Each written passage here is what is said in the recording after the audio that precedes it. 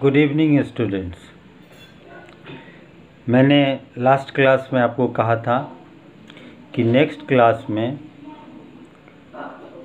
Cell membrane के जो transporting system हैं उस ट्रांसपोर्टिंग सिस्टम को एक्सप्लेन करूँगा। सेल मेम्ब्रेन के डिफरेंट फंक्शनिंग को आपने देखा। इसमें से सबसे ज़्यादा जो इम्पोर्टेंट फंक्शनिंग होता है, रोल है सेल मेम्ब्रेन का, वो है मूवमेंट ऑफ मटेरियल और transport of materials inside and outside the cell. इसके लिए सबसे पहले हमें समझना चाहिए, या समझे हैं हम लोग पहले ही, इसके स्ट्रक्चर को देखे थे। तो मैंने कहा था कि सिंगर एंड निकोलसन का जो फ्लूइड मोज़ाइक मॉडल है, उसी मॉडल में आपने देखा था कि फॉस्फोलिपिड के ओशन में ये प्रोटीन फ्लोट करते हैं आइसबर्ग की तरह। यही थ्योरी था कि protein float in the ocean of phospholipid like iceberg. आगे चल के अगर हम फिर इस प्रोटीन के क्लासिफिकेशन को देखें तो ये प्रोटीन दो तरह का होता है। There are two types of proteins which is present inside the cell membrane, that is extrinsic and intrinsic protein. यानी यहाँ प्रोटीन के नेचर के आधार पर आप दो ग्रुप में क्लासीफाई कर सकते हैं, एक्सट्रांसिक एंड इंट्रांसिक प्रोटीन। एक्सट्रांसिक प्रोटीन का काम है कि इनसाइड द सेल से वेस्ट मटेरियल को आउटसाइड द सेल यानी बाहर के सराउंडिंग में रिलीज करना, और इंट्रांसिक प्रोटीन का काम है कि रिक्वायर्ड मटेरियल को आउटसाइड से इनसाइड द सेल। इसी में आप देखेंगे तो ये प्रोटीन वर्किंग यानी फंक्शनिंग के हिसाब से 4 टाइप्स का होता है, और वो चारों तरह के प्रोटीन का काम अलग अलग होगा। कोई कैरियर यानी ट्रांसपोर्टिंग का काम करता है, कोई पंपिंग का काम करता है, कोई एंजाइम सिंथेसिस का काम करता है। इस तरीके से डिफरेंट फंक्शनिंग होते हैं इस प्रोटीन का। अब अगर हम सेल मेम्ब्रेन में ट्रांसपोर्टिंग की बात करें तो दो तरह का ट्रांसपोर्ट होता है। एक होता है एक्टिव ट्रांसपोर्ट और दूसरा होता है पैसिव ट्रांसपोर्ट। आप जानते होंगे कि सेल मेम्ब्रेन सेमी परमिएबल होता है। सेमी परमिएबल का मतलब ही है कि मटेरियल को इनसाइड एंड आउटसाइड करने के लिए इसमें पोर्स प्रेजेंट होंगे। लेकिन सेमी परमिएबल के साथ साथ सेल सेलेक्टिव परमिएबल भी है। इसका मतलब है कि ये सेल मेम्ब्रेन सेलेक्टिव परमिएबल होने के वजह से सिर्फ और सिर्फ रिक्वायर्ड मटेरियल का ही एक्सपोर्ट और इंपोर्ट कर सकता है। अब हम पहले एक्सप्लेन करते हैं passive transport. What is passive transport? तो that transport through which material exported or imported without the consumption of energy। यानी सेल मेम्ब्रेन के थ्रू बिना एनर्जी को कंज्यूम बिना एनर्जी कंज्यूम किए हुए अगर मटेरियल का ट्रांसपोर्टिंग होता है तो ऐसे ट्रांसपोर्ट को हम कहते हैं पैसिव ट्रांसपोर्ट। अब ये पैसिव ट्रांसपोर्ट सेल दो तरीके से करता है। First by the process of diffusion और दूसरा by the process of osmosis. यानी डिफ्यूजन और ऑस्मोसिस, इस दो मेथड्स के थ्रू पैसिव ट्रांसपोर्ट होता है इनसाइड द सेल। अब पहले हम लोग एक्सप्लेन कर लें डिफ्यूजन। आप केमिस्ट्री में भी पढ़ें और यहाँ पर भी समझिए, कंडीशन सेम है। डिफ्यूजन का मतलब होता है कि द मूवमेंट ऑफ मटेरियल्स और substance from high concentration to low concentration. किसी भी मटेरियल का ट्रांसपोर्टिंग हाई कंसंट्रेशन से लो कंसंट्रेशन के तरफ होता है, that process is known as diffusion. जाहिर सी बात है कि डिफ्यूजन में अगर हम देखें तो मेनली गैसियस एक्सचेंज होगा, और लिविंग ऑर्गेनिज्म की हम बात करें तो उसमें दो ही मेन गैसेस होते हैं जिसका वो एक्सचेंज करता है, that is carbon dioxide and water. तो सेल लिविंग है, तो कार्बन डाइऑक्साइड और ऑक्सीजन, यही दो गैसेस का ट्रांसपोर्टिंग होगा, एक्सचेंज होगा। इसका मतलब है कि अगर सेल के इनसाइड ऑक्सीजन की रिक्वायरमेंट हुई, इसका मतलब है कि वहाँ पर ऑक्सीजन का कंसंट्रेशन लो है, साथ ही साथ उसमें CO2 का कंसंट्रेशन बढ़ जाएगा। इसका जस्ट अपोजिट होता है सराउंडिंग्स में, जहाँ पर O2 की कंसंट्रेशन हाई होगी और CO2 का कंसंट्रेशन लो होगा। तो ऐसे कंडीशन में high concentration to low concentration gases का एक्सचेंज हो जाएगा। मतलब कि O2 का कंसंट्रेशन सराउंडिंग में अधिक है तो वो इनसाइड द सेल चला जाएगा, CO2 का कंसंट्रेशन इनसाइड द सेल अधिक है तो वो CO2 बाहर आ जाएगा। इस तरीके से गैसियस एक्सचेंज हो जाएंगे। This process is known as diffusion. आप ऐसे समझें कि घर के किसी कोने में अगर आपने कोई सेंटेड स्टिक जलाया हुआ है तो आप देखेंगे कि उसकी फ्रेगरेंस कुछ ही देर में पूरे रूम में फैल जाती है। इवन उसके सराउंडिंग्स में, आसपास के एरिया में भी वो फ्रेगरेंस आपको मिलने लगता है। ये कैसे संभव हुआ? तो जहाँ पर स्टिक जल रहा था उस जगह उस फ्रेगरेंस का कंसंट्रेशन गैसियस के फॉर्म में अधिक था, और वही गैसेस फिर फैलते फैलते हाई कंसंट्रेशन से लो कंसंट्रेशन के तरफ चलता गया, जिससे उसकी फ्रेगरेंस बढ़ती चली गई, और आप दूर रह के भी उस फ्रेगरेंस को समझ पाते हैं। तो इस तरीके से गैसियस एक्सचेंज में आपने देखा कि high concentration to low concentration इसका ट्रांसपोर्टिंग होगा। तो डिफ्यूजन के लिए कोई एनर्जी कंजम्पशन नहीं करता है सेल मेम्ब्रेन, क्योंकि बस इसमें डिपेंड करता है कि कंसंट्रेशन किस तरफ हाई है। तो हाई से लो के तरफ वो ऑटोमेटिक चला जाएगा, उसके लिए किसी एनर्जी की ज़रूरत नहीं होगी। इसका मतलब हुआ कि डिफ्यूजन के थ्रू मेनली गैसियस सब्सटेंस का ट्रांसपोर्टिंग होता है, क्योंकि इसके लिए किसी भी एनर्जी की ज़रूरत नहीं होगी। लेकिन सेल मेम्ब्रेन में डिफ्यूजन सिर्फ गैसियस एक्सचेंज के लिए नहीं है, इसके साथ ही साथ वो डिफरेंट तरह के फंक्शनिंग को परफॉर्म करता है, यानी ट्रांसपोर्टिंग में हेल्प करता है। जैसे किसी भी मटेरियल जिसका डिफ्यूजन हो सकता है, तो उस डिफ्यूजन में ये भी होता है कि सेल के इनसाइड वो इक्वली डिस्ट्रीब्यूट होगा, यानी सेल के हर एक पार्ट में वो इक्वली डिस्ट्रीब्यूट होगा। तब तक वो डिस्ट्रीब्यूट होते रहेगा जब तक पूरे सेल के अंदर इक्विलिब्रियम का कंडीशन ना आ जाए, यानी concentration all around inside the cell जब तक इक्वल नहीं होगा तब तक उसमें ट्रांसपोर्टिंग होती रहेगी। इसका मतलब है कि ये इंट्रासेलुलर डिस्ट्रीब्यूशन में हेल्प करता है। सेकेंड है गैसियस एक्सचेंज। जैसा कि मैंने अभी कहा कि लिविंग सेल में mainly oxygen and carbon dioxide gas का ट्रांसपोर्टिंग होता है, तो इस ट्रांसपोर्टिंग में यह हेल्प करेगा। लेकिन याद रहे कि ये exchange high to low concentration होगा, चाहे वो इनसाइड हाई हो तो वो आउटसाइड आ जाएगा, आउटसाइड हाई होगा तो इनसाइड आ जाएगा। तो इस तरीके से ये गैसियस एक्सचेंज में हेल्प करेगा।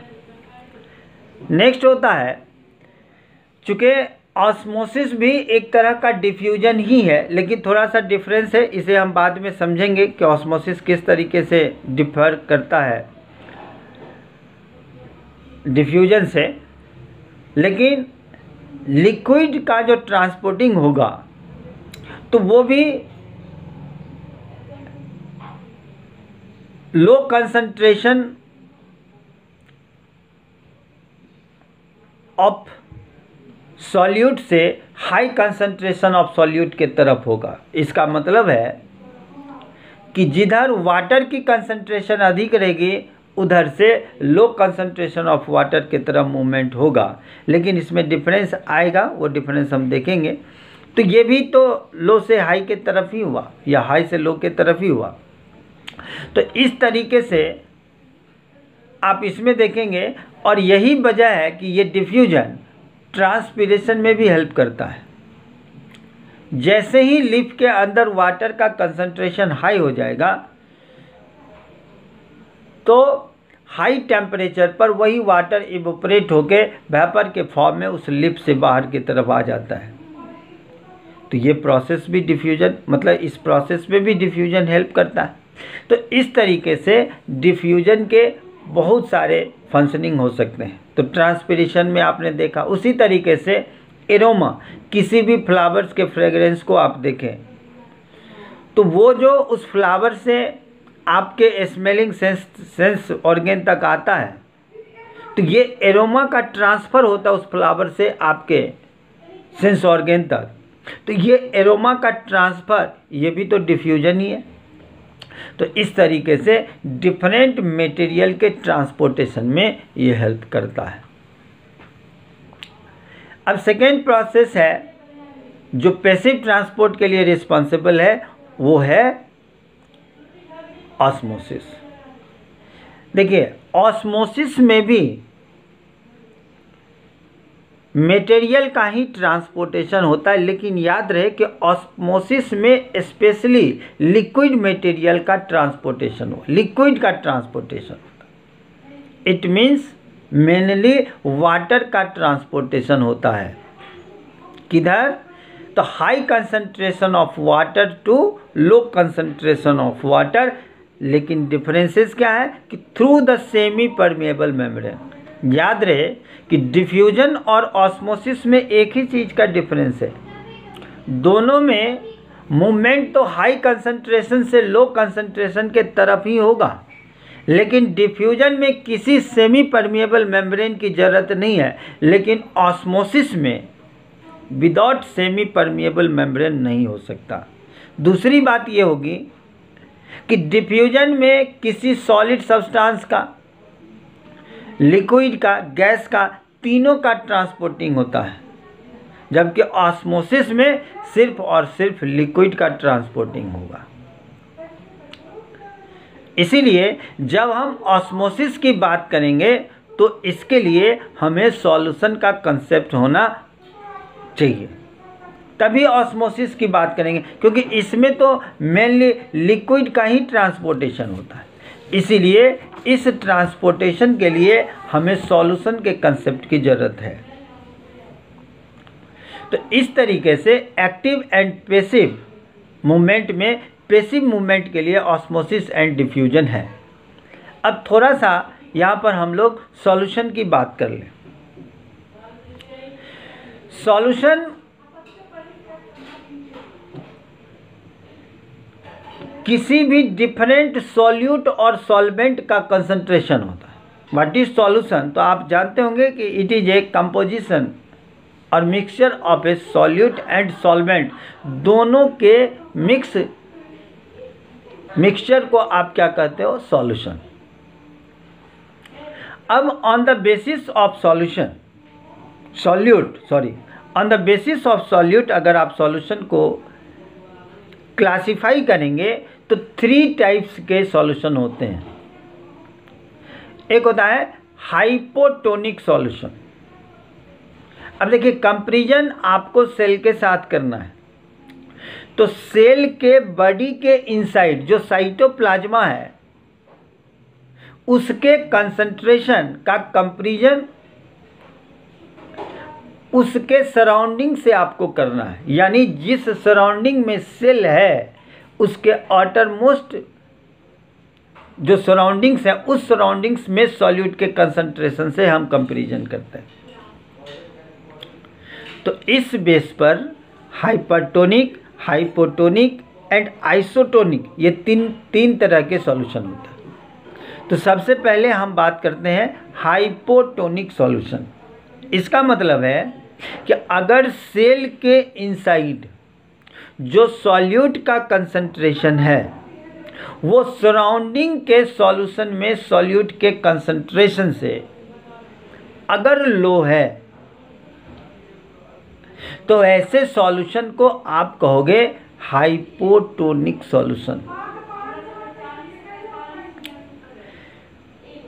हाइपोटोनिक सॉल्यूशन में क्या होता है कि अगर किसी सेल को आपने हाइपोटोनिक सॉल्यूशन में डाल दिया तो वाटर का मूवमेंट इनसाइड द सेल हो जाएगा, जिसे आप इंडोऑस्मोसिस के नाम से जानते हो। मतलब ये हुआ कि बाहर के सॉल्यूशन में अगर सॉल्यूट का कंसंट्रेशन सेल बॉडी के सॉल्यूट कंसंट्रेशन से कम है तो इसका मतलब है कि आपने सेल को हाइपोटोनिक सॉल्यूशन में डिप किया। अगर आप सेल को हाइपोटोनिक सॉल्यूशन में डिप करोगे तो वहाँ से वाटर मॉलिक्यूल्स का मूवमेंट इनसाइड द सेल हो जाएगा, जिसे आप इंडोऑस्मोसिस के नाम से जानते हैं। दूसरा टाइप है हाइपरटोनिक सॉल्यूशन। हाइपरटोनिक सॉल्यूशन का मतलब है कि अगर बाहर जिस सॉल्यूशन में आपने सेल को डिप किया है उस सॉल्यूशन में सॉल्यूट का कंसंट्रेशन अगर सेल के इनसाइड जो सॉल्यूशन है उस सॉल्यूट से अधिक है तब वो हुआ हाइपरटोनिक सॉल्यूशन। और अगर ऐसे सॉल्यूशन में आप किसी सेल को डालेंगे तो एक्सोऑस्मोसिस होगी, यानी सेल के बॉडी से वाटर का मूवमेंट आउटसाइड होने लगेगा, यानी सराउंडिंग्स में होने लगेगा। और थर्ड है आइसोटोनिक सॉल्यूशन। इसमें solute concentration inside the cell और आउटसाइड द सेल दोनों तरफ अगर सॉल्यूट का कंसंट्रेशन सेम है तो ऐसे कंडीशन को आप बोलते हैं आइसोटोनिक। इसमें वाटर मॉलिक्यूल्स यानी लिक्विड का मूवमेंट नहीं होता, क्योंकि दोनों तरफ सॉल्यूट का कंसंट्रेशन इक्विलिब्रियम में है। सो ऐसे कंडीशन में वाटर मॉलिक्यूल्स का मूवमेंट स्टॉप हो जाता है, इस कंडीशन में नहीं होता। तो इस तरीके से आपने पैसिव ट्रांसपोर्ट को देखा और सेल मेम्ब्रेन किस तरीके से इसमें हेल्प करता है, इस चीज़ को आपने यहाँ पर समझ लिया है। दूसरा टाइप जो होता है वो है एक्टिव ट्रांसपोर्ट। और एक्टिव ट्रांसपोर्ट कहते हैं कि the movement of material occur through the cell membrane by the using of energy, यानी किसी भी ऐसे मटेरियल का ट्रांसपोर्ट सेल मेम्ब्रेन के थ्रू जिसके लिए वो एनर्जी कंज्यूम करता हो, तो ऐसे मूवमेंट को आप कहते हो एक्टिव ट्रांसपोर्ट।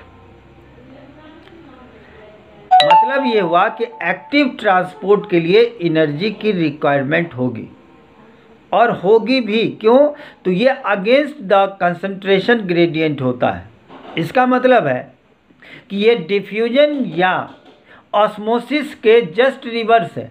मतलब ये लो कंसंट्रेशन से हाई कंसंट्रेशन के तरफ ही मटेरियल का मूवमेंट होता है। तो अगेंस्ट द कंसंट्रेशन ग्रेडियंट हुआ और इसके लिए एनर्जी की रिक्वायरमेंट होगी और तब जाके वो हाई कंसंट्रेशन के तरफ ही मॉलिक्यूल्स को ट्रांसपोर्ट करेगा।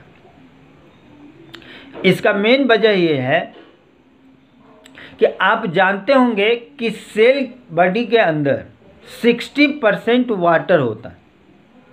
उसी तरीके से अगर डिफरेंट मटेरियल्स की बात करें तो उसमें पोटासियम आयन का कंसंट्रेशन वो हमेशा 60% से अधिक रहेगा। कहने का मतलब ये है कि सराउंडिंग्स जो बाहर का कंडीशन है, उस बाहर के कंडीशन से इनसाइड द सेल हमेशा पोटासियम आयन का कंसंट्रेशन ज़्यादा रहना चाहिए।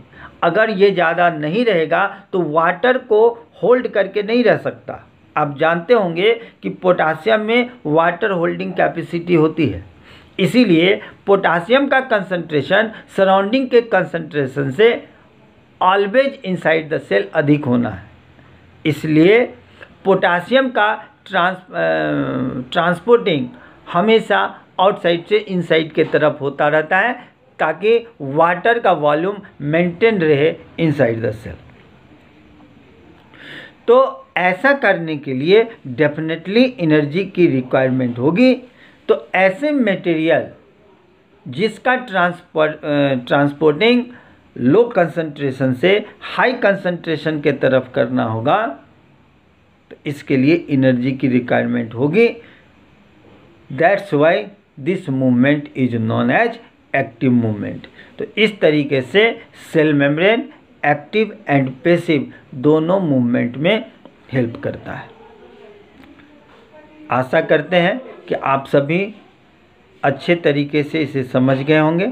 अगर कोई प्रॉब्लम होगा तो आप निश्चित रूप से गूगल क्लासरूम में अपने क्वेश्चन को अपने क्लास में जुड़ के लिख दें, मैं उसको वहाँ पर क्लियर करूँगा। नेक्स्ट क्लास में थोड़ा सा सेल वॉल स्मॉल टॉपिक है, बहुत छोटा सा टॉपिक है, तो सेल वॉल को पढ़ा के और फिर मैं सेल ऑर्गेनेल्स के तरफ पढ़ूँगा। आप अच्छे से पढ़ेंगे ऐसा उम्मीद करता हूँ। Thank you.